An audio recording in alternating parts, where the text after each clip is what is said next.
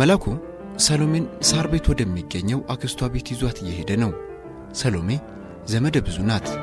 በአንጻሩ ደግሞ መላኩ አዲስ አበባ ውስጥ ምንም የሚያውቀው ዘመድ የለውም። ለስነ ጽሑፍ የተሰጠው ሰው አይደለም ይላል። ሰሎሜ ደግሞ ሐሳብ ከሰው ወደ ሰው የሚተላለፈው በጽሑፍ ነውና መጻፍ አለበት ያለችው ነው። በዚህ ጉዳይ ላይ ብዙ ጊዜ ከመላኩ ጋር ተሟግተዋል። በእርሱ ውስጥ ያለውን ችሎታና ሐሳቡን ቢጽፈው ምን ያህል ሰው መጥቀም እንደሚችል ደጋግማ ነግረዋለች። እርሷ ብቻ ሳትሆን ሌሎች ጓደኞቹም። መላኩ ለሰሎሜ ያለው አመለካከት ከቀን ወደ ቀን እየተቀየረ መጥቷል። በየቀኑ ካላገኛት ያቅበጠብጠውም ጀምሯል። ሰሎሜ አክስቷ ቤት ከተሰበሰበው ዘመድ አዝማድ ጋር ያሳለፈችው ምሽት ዘና ያለና ሳቅ የሞላበት ነው። ሰሎሜ እማማ መገርቱን በጣም የምትወዳቸው አያቷ ናቸው። ከእርሳቸው ጋር ተጫዋታ ሲጨርስ ነው ከመላኩ የተቀበለችውን ጽሑፍ ማንበብ የጀመረችው። ንባቡ እየጣማት ስለሄደ ማቋረጡን አልፈለገችውም። የተቆለፈበት ቁልፍ ክፍል 3 ትረካችን እዚህ ጋር ነበር ያቆምነው። ክፍል 4 አሁን ቀጥሎ ይቀርባል።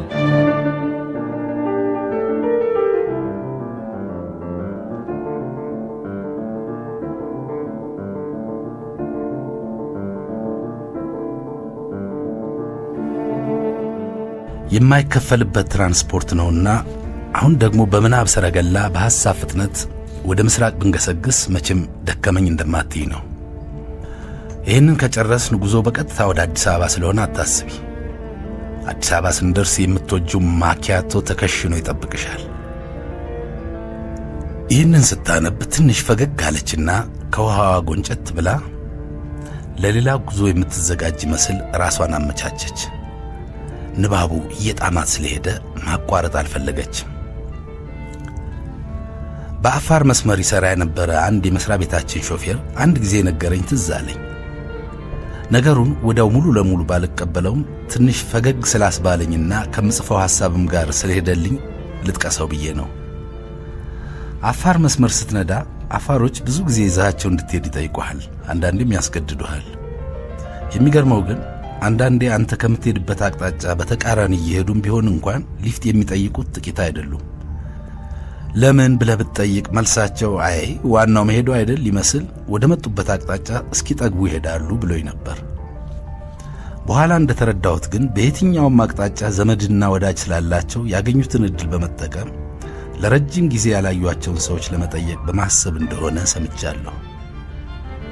በአብዛኛው የምስራቅና የሰሜን ምስራቅ የአገራችን ክፍሎች ያሉ ህዝቦቻችን ከስፍራ ስፍራ እየተዘዋወሩ ኑሮን የሚኖሩ አርብቶ አደር ህይወትን የሚመሩ ናቸው። ከብቶቻቸውን ተከትለው ወይም አስከትለው ነው ሲሄዱ የሚኖሩት። እንደ ዛሬ ጫት መቃም ባገሩ ሁሉ ከመስፋፋቱ በፊት ጫትን በወጉ እየቃመ እጅግ ጊዜ የሚያጠፋ እንደ ምስራቁ ክፍል ህዝብ እምብዛም አልነበረም። ከዚህም ጋር መረጃን በመለዋወጥ የሚጠፋው ጊዜ እንደ ብክነት ስለማይቆጠር ከተለያየ አቅጣጫ የመጡ ሁለት የማይተዋወቁ ሰዎች እንኳን ሳይቀሩ ተቀምጠው ሳያወሩ አይተላለፉም ይባላል።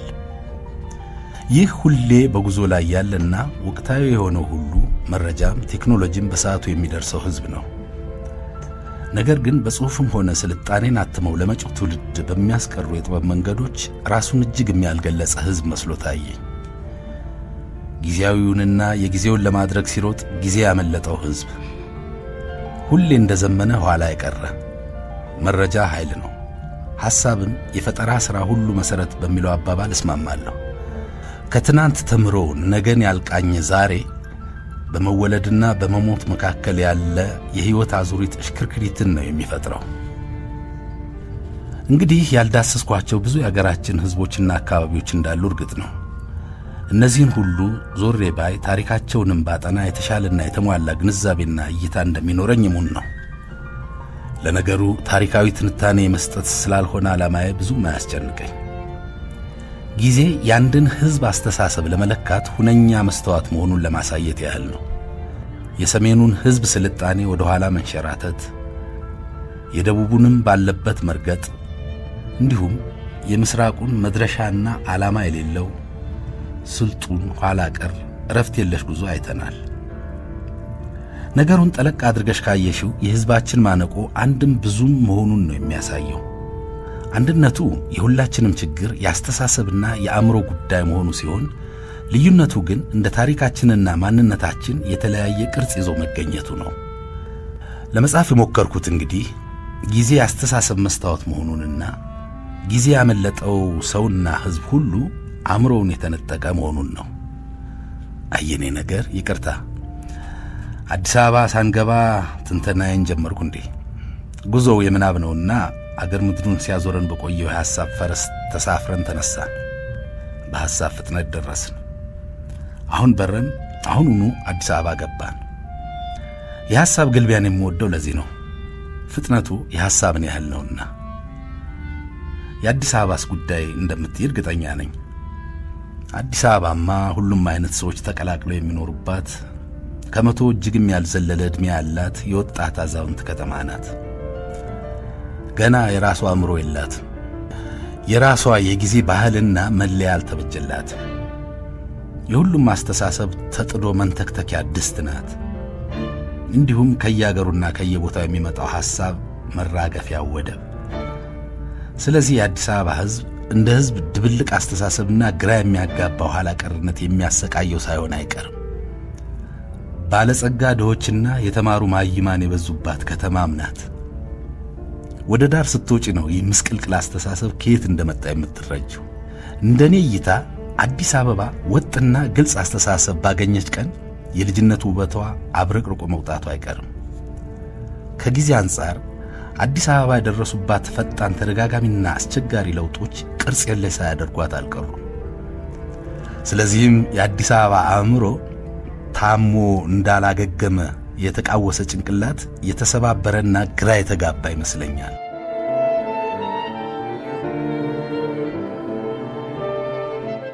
የሆነው ይሁንና ዛሬ ለማለት እየሞከርኩ ያለሁት የዛሬ አስተሳሰባችንና የጋራ አእምሮአችን የተሰራው ከድሮ እስከ ዘንድሮ በተከማቸው ታሪካችንና በአራቱም አቅጣጫ ከዳር እስከ መሃል ያለው ሕዝብ አስተሳሰብ ተደምሮ ነው።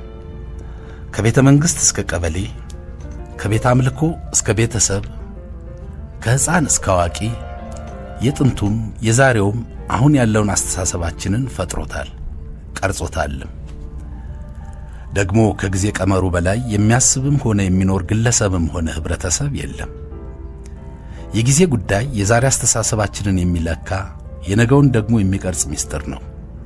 ጊዜ እንደ ጅረትም ይፍሰስ በዑደትም ይመላለስ የተናጠልና የጅምላ አስተሳሰባችንን ፍንትው አድርጎ የሚያሳይ ከሄደ የማይመለስ ተንቀሳቃሽ ሰሌዳ ነው። እዚህ ጋር ላብቃ መሰለኝ።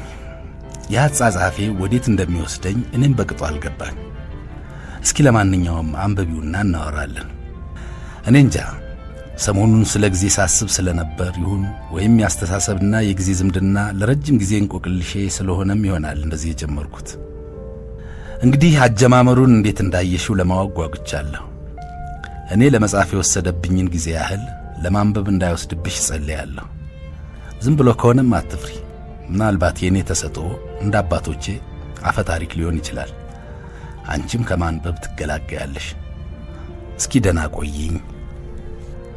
አንብባ ስትጨርስ ጽሑፉን ፈጽማ ካልጠበቀችው አንጻር ስለጀመረው ይገርማል አለችና ጸጥ ብላ ጥቂት ጊዜ ቆየች። ሳትወድ በግዷ እርሷም ስለ ጊዜ እያሰበች ሰዓቷን እንድትመለከት ወደ 8 ሰዓት ከሌሊቱ ተጠግቷል። ጊዜንና አስተሳሰብን እንዲህ አስባውና አዛምዳው አታውቅም። ብዙ ጥያቄ ቢፈጠርባትም አንድ ትልቅ ዓሣ የያዘ መንጠቆን እንደሚጎትት ሰው ከሐሳቡ ጋር እየተጓተተች ወደ መኝታዋ ሄደች። ሲገናኙ የሚያደርጉት የሞቀ ውይይት ካሁኑ ታያት። የተኙትን ሳትረብሽ ቀስ ብላ አያቷ ስር ስትገባ ቶሎ የሚነቁ አያቷ ጤንዬ መጣሽ? እንዲያው እኮ በውድቅት ምን ይባላል? እስኪ አረፍ በይ እያሉ ጠጋ አሉላት። በልጅነቷ እንደለመደችው ራሷን እያሻሿት ጊዜ ከማይለካበት ዓለም ከሚኖረው አያ እንቅልፍ መዳፍ ውስጥ ገብታ ትሰወር ዘንድ አገዟት። እስከ ነገ።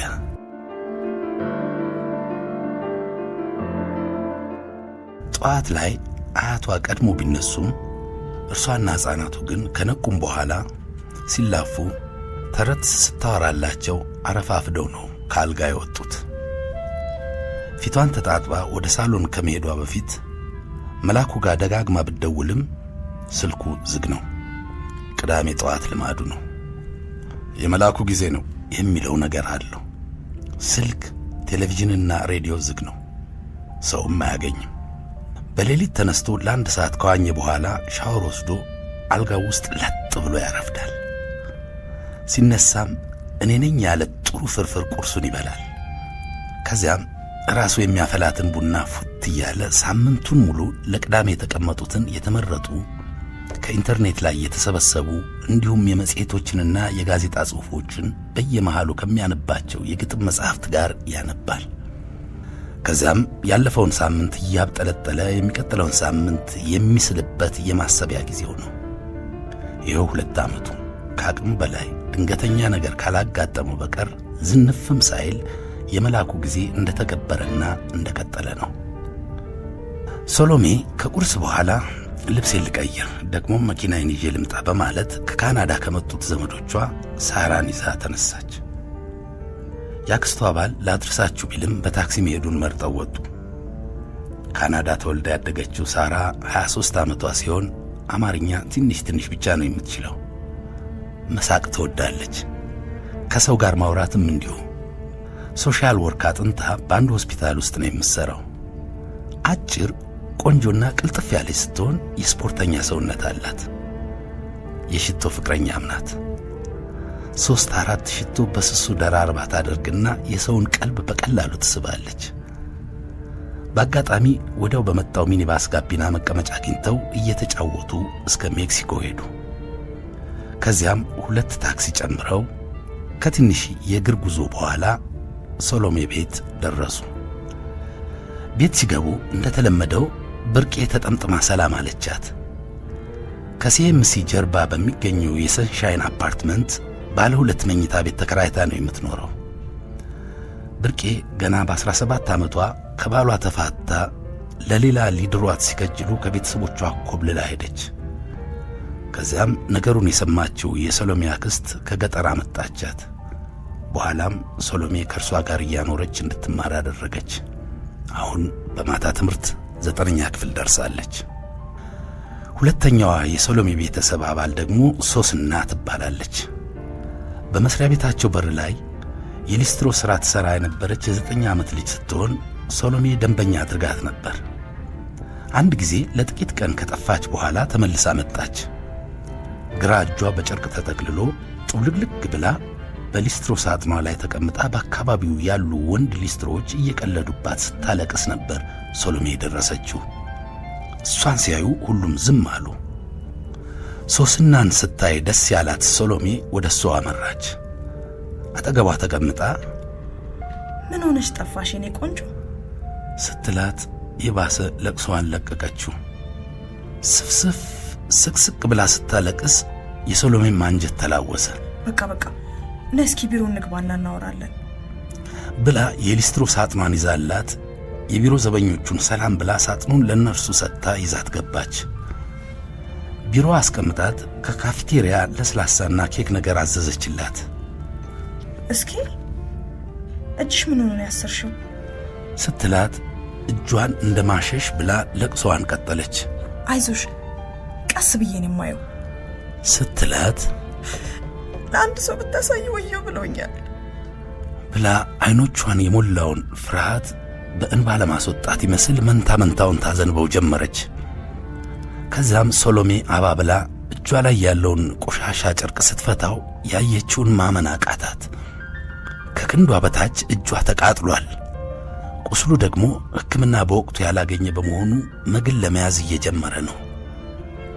ጨርቁ ሲነሳ የተጣበቀው ቁስል አብሮ መነሳት ስለጀመረ ሁሉንም ማየት አልቻለችም፣ የሶስናም ስቃይ ስለበዛ። ቀጥሎም ቀጭን ሰውነቷ በግርፋት ሰንበር በሰንበር እንደሆነ ለማየት ቻለች።